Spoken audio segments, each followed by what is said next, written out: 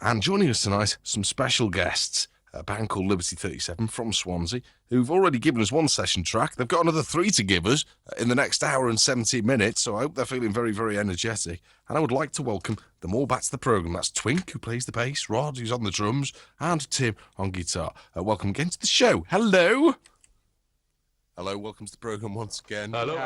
Good God, someone waves, you wave back. Right. I hope the BBC are looking after you in Swansea. Oh, not well. Teddy's giving us a drop of water. They should do, because you're in the same building, aren't you? We are, yes. The studios that you work in and the record label in the same building. That's right. Yes. Now, you get a whole lifetime, as they say, to write the songs for a debut album. All of those hours spent playing with yourself in the bedroom. Quite. I don't know what you mean. But yeah, I don't know why I said that. It's because I know this show's going out later and I think I can get away with stuff. I'm wrong. But the new album, obviously a lot less time, although it's taken a couple of years, as you said a little earlier. Did that present any kind of difficulty? Was there a second album syndrome that you had to conquer? I don't know. I guess looking at the time scale, you could say yes, but I don't know if we felt like that for us. No, I don't think so. No. We were always writing, you know. We were always coming up with new songs and bits and jamming and stuff. It just seemed to take a lot longer to actually get everything recorded because of what happened earlier in the year with the record company and so on. Do you think in any way that might have been an advantage then? Because it gave you time maybe to hone the songs more than you would have done if the whole process of recording and getting the album out had been as quick as it maybe should have been? I think so, yes. Yeah, I think that's right. Also what happened is the Mighty Atom Studios here were very kind to us in that they gave us a lot of free studio time. So we could write and jam and just experiment in the studio as we were doing it, as we were going along. So yes, it was more of a generic sort of process. Now, we keep mentioning Mighty Atom, and we should maybe tell the listeners what it is, because it sounds like a cartoon character, doesn't it? Like, Yeah, Mighty Atom. but it's not. It's a new record.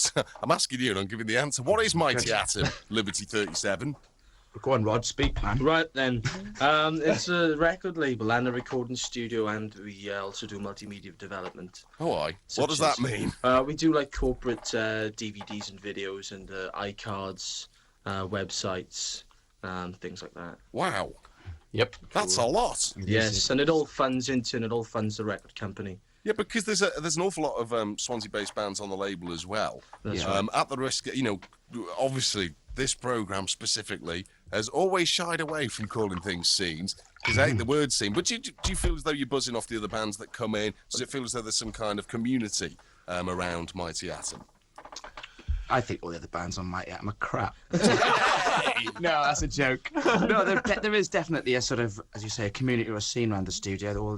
All bands are friends. The people who run the company are friends. Yeah. Play gigs together, and it's quite a diverse scene as well. You've got everything from the sort of hip hop band on the label to The Headcase Lads. to the Headcase Lads to the Goat Boy, who are sort of crazy John Spencer types. I don't know if you'd agree with that. And Yeah, then it's a great that's what album. Shim Yeah, was. it It is, is a great album, yeah. And all the other Swansea bands, of which there are numerous, are bobbing in and out doing demos and this and that as well. So it has become a focus, really, as there hasn't been a live venue that's been a focus for it for a while. So this is becoming the business sort of focus for it, which is great. So it's a great development on the early days, when Travis Inc., your earliest incarnation, got Indeed. together. Yeah. Yes, it was rehearsing in Ish's bedroom and that's playing in the local toilet. Yeah, it's a bit different now, where everyone, jamming in a fully equipped recording studio. In a fully equipped toilet. Yeah, fully equipped toilet. Yeah, with a lock as well. So I just want to tell you, the bit where you said that all of the other bands on the label were crap. Yeah. And then you said, no, I was only joking. Yeah. You know that I cut I was only joking out. Right. Hey, because Well, that's what they do. Well, that's me do a tuning then. BBC.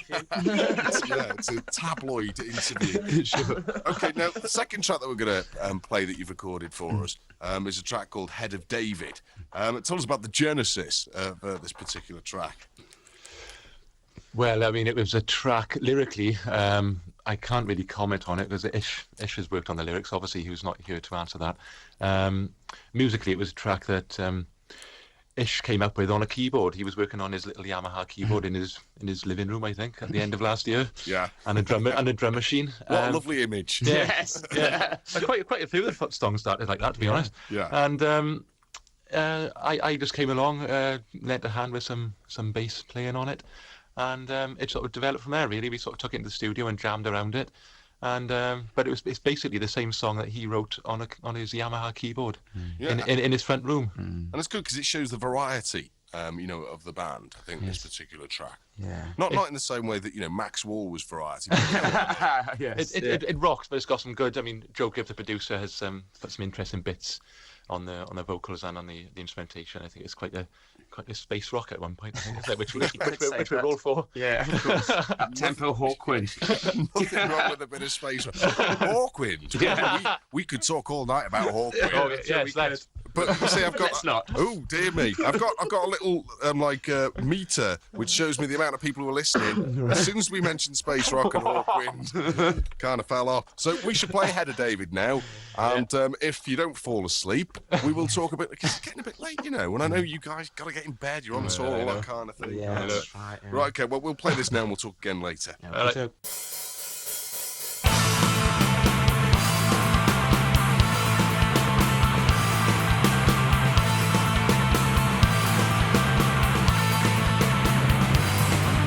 Is everybody in?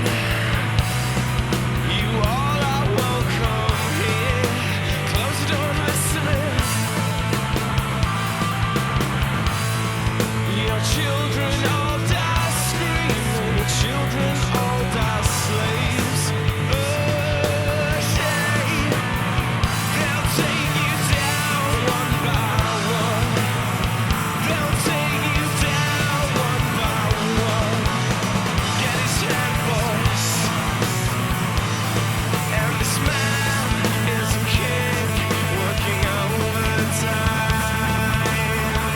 His heart's on fire, but his body got left behind.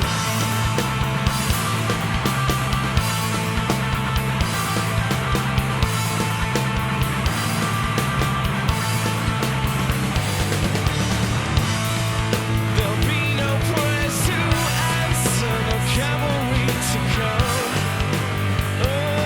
They're here. And sister, don't you know me? These people kill for fun. Yeah. They'll take you down one by one. They'll take you down one by one.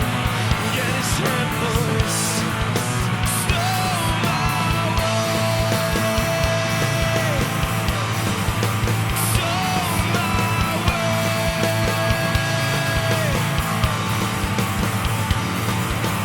Hey, little man, with a gun in your hand, on the gold in the world where it won't save you. And this man is a god working overtime. His heart's on fire, but his body's mine, oh mine. His head's on a pillow now. His head's on a pillow. Least I can do is to kill him all.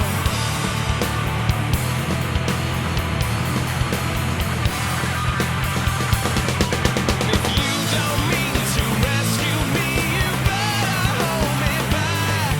'Cause all the gold and all the world won't bring the things you lack.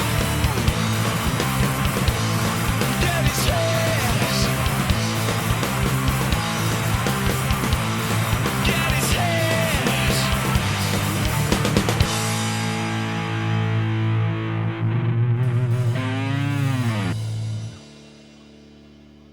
The second exclusive session track, courtesy of Liberty 37 for tonight, that's a track called Head of David, and you can find the original version on their new album, God Machine, which is out in all good record shops now. And we'll be talking to them again a little later, and they've got another couple of tracks to play for us before the end of the programme in an hour and 9 minutes' time, so we better get on with things.